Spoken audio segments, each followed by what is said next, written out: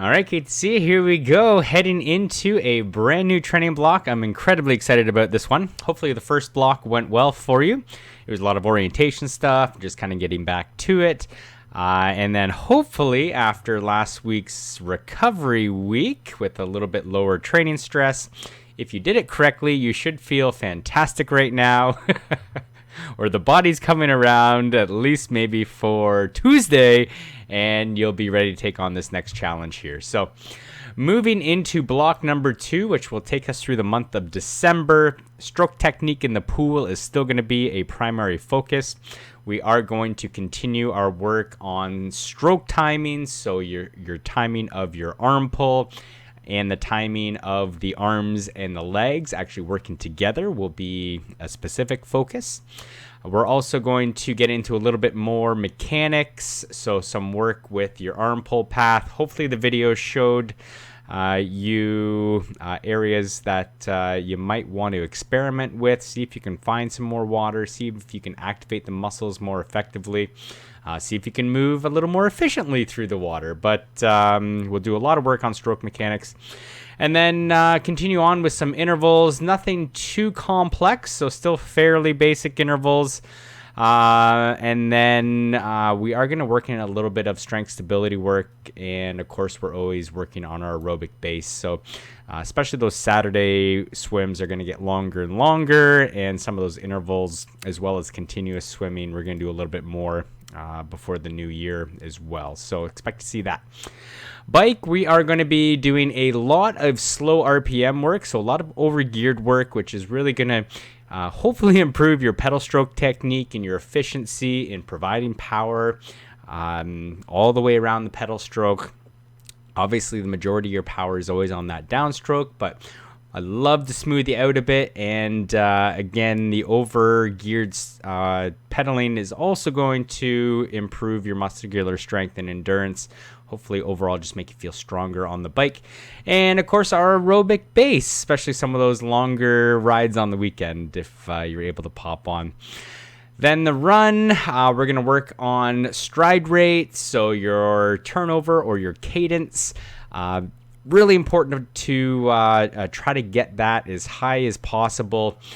Now, not for the sake of just being the highest possible stride rate that you can do, but over time, to get you turning over a little bit quicker, minimizes ground contact time, it minimizes vertical oscillation for the overall purpose. Well, running faster is one, but also injury prevention, because the impact stress will be lighter as you dance across the ground as opposed to stomping into the ground. So fast feet, we're going to be working a lot on that. You're also going to see some hill work, which will stress muscular strength and endurance. And of course, we always have our long runs in the week to build some aerobic base. Strength, we are going to start loading on a little bit more resistance and add to that part of the program, moving towards lifting a little bit heavier. So we're going to move in that direction over the course of this month. And then testing, we're going to hit swim and the run. So you are going to see a CSS test, and you'll also see a run FTP. Which is never fun as well, just as much fun as the bike one. So that is going to be the overall focus for the next 4 weeks. This week, obviously Monday, we're always starting off with our beautiful recovery day. Prepare yourself for the week, get everything in order, wash all the gear, get the nutrition lined up, whatever you need to do, just get ready for the week. Then we're back in the pool on Tuesday, sometime in the morning, either super early or as late in the morning as you can possibly schedule. And we are going to be doing a little bit of body position work and a little bit of backstroke work. And I know you're thinking, well, why do I need backstroke for triathlon? And you don't need it for triathlon, but you definitely should have it for training. Really great to be able to unwind the shoulders. Great to rotate in the opposite direction. Just for balance sake. But we're also going to do some things that may enlighten some different body positions that we did on our front, but doing it on our back. And hopefully I can clean up some of your stroke mechanics so that you can do it without hurting your shoulders, which I know that is the case for some of you. So it is a great recovery stroke that you can use going forward in between intervals, and you will see it. So it is a great stroke to be able to swim. And all the strokes do have application to freestyle. The better you are at the other strokes, I guarantee you, the better swimmer you'll become overall. They all have different elements that they stress. For example, breaststroke is more of a hypoxic stroke that can help improve your breathing. Backstroke I already talked about a little bit. Butterfly, great for catching the water, for the power, for the efficiency. So again, we are going to touch on all of it. We're not going to spend a whole lot of time, but if you can invest a little bit of your attention to it, I guarantee you over time it'll pay dividends. So in the strength world, you're going to see very similar what you saw last week in terms of these warm-up exercises now. So they've kind of moved away from the main set more towards just getting you going with a dynamic activation. And then we're going to move into a set where you're actually doing some of these exercises. So squats, deadlifts. Deadlifts can be body weight. If you need a little more difficulty, you can use just one leg deadlifts with body weight. But of course, deadlifts you can do with dumbbells, you can do with tubing. Obviously you can go to the gym and do the bars, hex bar, Olympic bar. Push-ups, pretty self-explanatory. You could substitute with chest press or bench press or anything like that. Lat pull-downs, I missed that one. Again, you could do that with tubing if you don't have a lat pull-down machine. You could also do chin-ups if you're that strong. Assisted chin-ups if you have any tubing. So you can make modifications in terms of what you have access to. Calf raises, that one's pretty simple, and clamshells. If you have tubing, you can add more resistance, or mini bands work really well. And then a little bit of core work, and of course our stretching. So this can be done on the back of any workout as well. If you are doing a run workout, you could hit strength right away, and you've already done the activation stuff, and you're going to stretch anyway. So you can compound workouts if you like. If you have the premium version of Training Peaks, you can drag and drop and pull it over. If not, it is what it is. Just get it done. So that's it for the strength. Wednesday, we are going to be hitting some stride rate work. So this will be some foot speed work. We're going to be doing some really fast 30-second intervals, and then follow that up by a threshold interval. Hopefully the threshold feels a little bit easier with the faster stride rate. You're trying to keep the stride rate elevated. So again, it's all about quick feet, quick ground contact time, and pushing up that foot speed.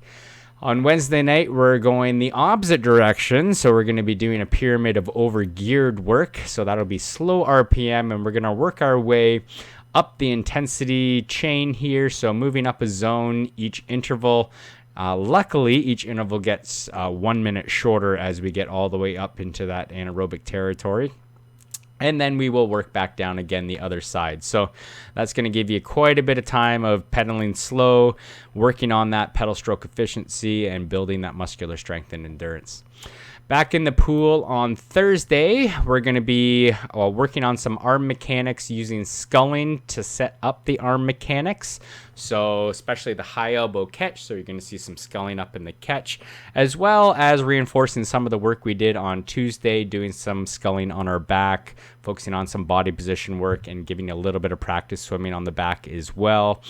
And we'll work our way down the stroke, at least on our front, with some mid-pull sculling, and then we'll get up and do some one-arm catch work, which not only will help with where you should be positioning or placing your arm, but also just the ability to move purposefully, so motor control, especially your non-dominant arms. So that will be on Thursday. Back in the gym, same type of workout, slightly different exercises when you get to this main set here. So instead of squats, we got leg extensions. Then we got some hamstring curls. Again, you can modify all of these depending on what you might have access to. Seated rows or any type of row is fine. Standing row is fine. Shoulder press, calf raises. If you have any heart issues or blood pressure issues, be careful of anything over the head. Avoid it if you can. Calf raises and external shoulder rotations.